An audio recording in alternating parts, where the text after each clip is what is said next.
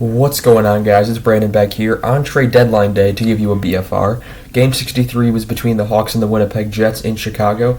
March 20th at 6 p.m. These teams faced off. Winnipeg wins 6-4. Hawks go to 22, 32, and 9 as Winnipeg tries to keep their playoff hopes alive. Shots are 36-30 Chicago, hits are 22-20 Winnipeg, face-offs 33-21 Winnipeg. On the power play, both teams did pretty good.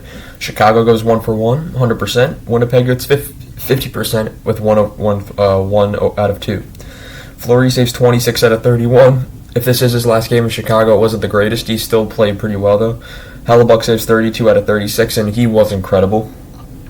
Gustafsson was out. Kurashev was in. Kachuk had a deflection denied early in the first. Svechnikov chance blocked away. Kachuk had a breakaway. Lose my voice. Kachuk had a breakaway that was poked by Stanley. Radish breakaway it was saved. Wheeler to Stasny to Scheifele missed a wide open net. Tays deflection was stopped. Then at 10:46, it's a Winnipeg wraparound goal by Nikolai Ehlers from Schmidt and Connor to make it 1-0. And that was really all that happened in the first. And we go to the second, where Fleury had a good save on Ehlers. Radish chance was stopped. The Hawks were in control.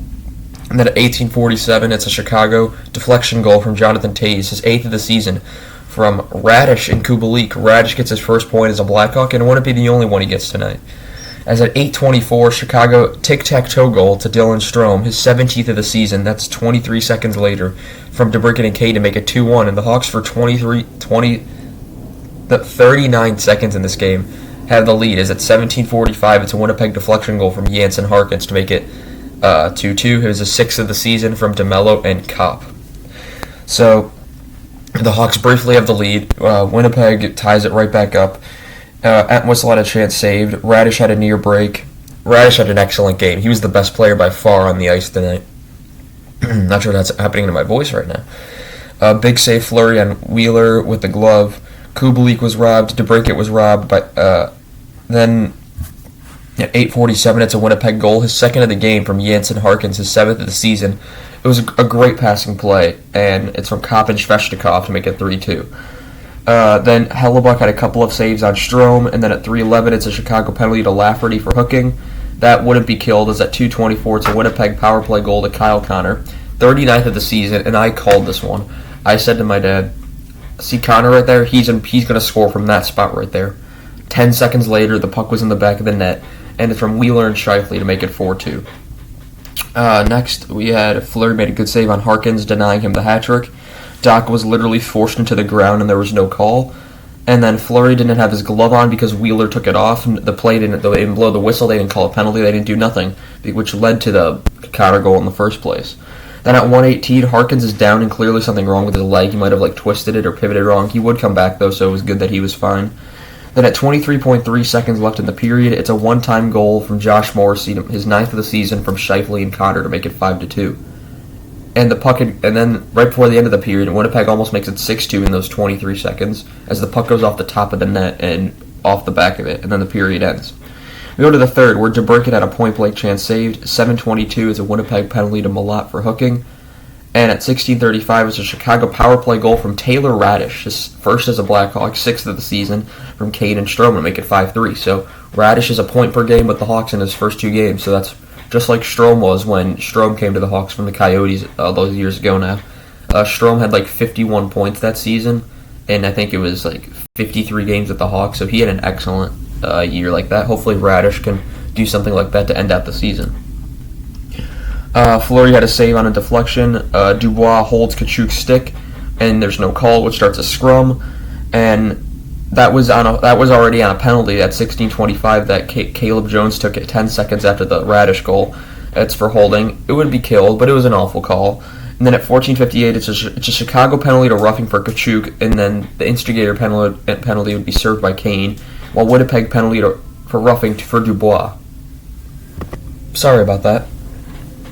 So Doc nearly gets through a bunch, and you wouldn't be able to get through as it stays 5-on-5, or it was 5-on-4 for the remaining power play. The rest would be killed.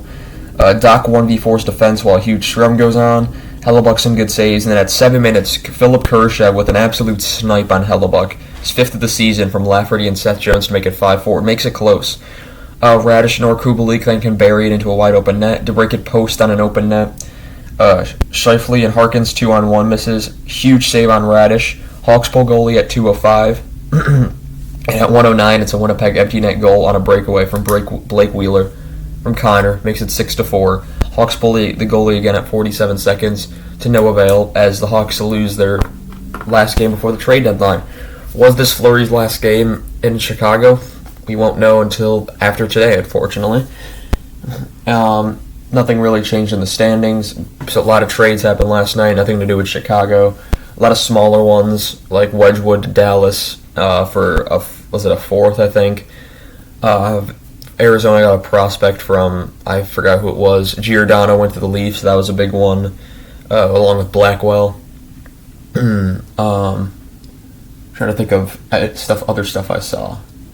Giroux trade already happened a couple days ago.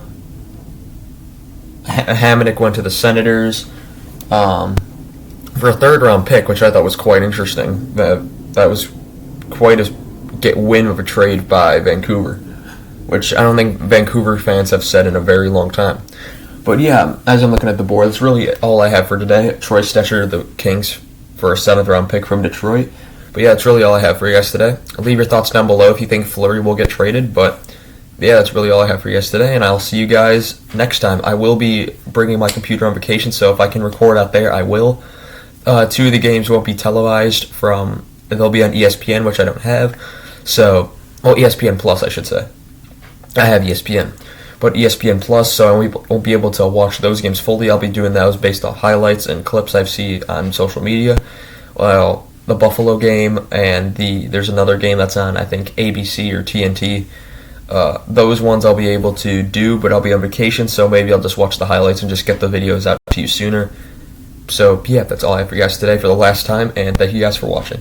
Bye.